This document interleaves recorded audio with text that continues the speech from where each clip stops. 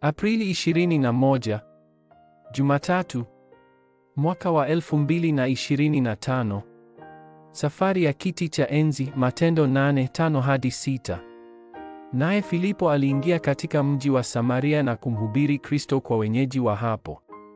Watu walijiunga kusikiliza kwa makini ule ujumbe wa Filipo na kuona ile miujiza aliyoifanya. Kwa sasa mataifa yenye nguvu yanashiriki katika vita vya kiuchumi, na mashirika hayo matatu yanajenga madhabahu na kuleta machafuko duniani. Una uwezo wa kupita mashirika haya kwa nguvu zako mwenyewe.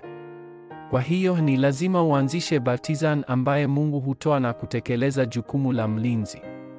Unahitaji tu kuanza safari ya kiti cha enzi ambayo Yesu alizungumzia. Njia ni njia ambayo Mungu wa Utatu anaifanyia kazi: majukwaa 10, siri 10, uhakikisho 5, mikondo 9, jibu la maisha yote na kambi ya kiti cha enzi. Unapoendelea na safari, unapaswa kukubali hali zote, kuvuka hali zote na jibu, na kisha uyawasilishe. Maslahi ya Mungu hayakuwa kwa mataifa yenye nguvu, wafalme wao, au watu wa Kiyahudi. Mungu aliweka macho yake kwa watu binafsi kama Musa na Yusufu, Samueli na Daudi, Eliya na Elisha nk.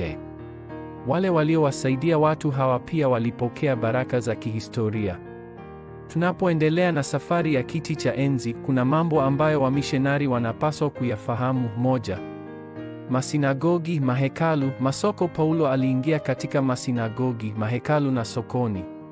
Pia alipenyeza mashuleni. Kwa hivyo ni lazima wewe pia utoe elimu ya nyumbani ya mtu mmoja kwa TCK shambani na ushiriki katika harakati za kukuza watu mashuhuri. Zaidi ya hayo, ni muhimu kuanzisha na kuagiza wachungaji wasaidizi wa ndani. 2. Wenye maradhi. Petro alimuinua yule kiwete tangia mwanzo. Kanisa la kwanza liliwaponya wale waliokuwa wagonjwa huko Samaria, na Paulo pia akawaponya wale waliokuwa wagonjwa. 3.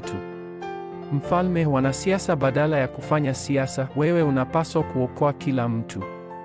Unapaswa kuokoa wale ambao ni wagonjwa na mkakati wa ustawi wa jamii, na pia kuinua vilele kwa kutumia mihula ya msimu ya masomo. Paulo alitumia hukumu yake huko Roma kama fursa ya uinjilisti wa ulimwengu. Alikutana na upepo wa nguvu ya kimbunga, lakini hili kwa hakika likawa tukio ambapo alifurahia baraka zake. Kipengele muhimu ni kitambulisho chako. Ni lazima wafikie jibu lako kwa njia ya neno baada ya kusoma vitabu ambavyo unapaswa usome. Pia, kupitia watu mashuhuri, unafaa kumjua Kristo. Mara tu unapojua juu ya sikukuu 3 na maombi, vipaji na utaalamu wako utagunduliwa na kukuongoza kwenye utandawazi. Sasa lazima urudi mahali ulipo. Maombi ya 777 ndiyo anwani yako ya sasa, ombi la agano. Mungu Baba, asante kwa kuniruhusu kuona maeneo ambayo maslahi yako makuu yapo pamoja na wamisionari. Na huu uwe mwanzo mpya kwangu.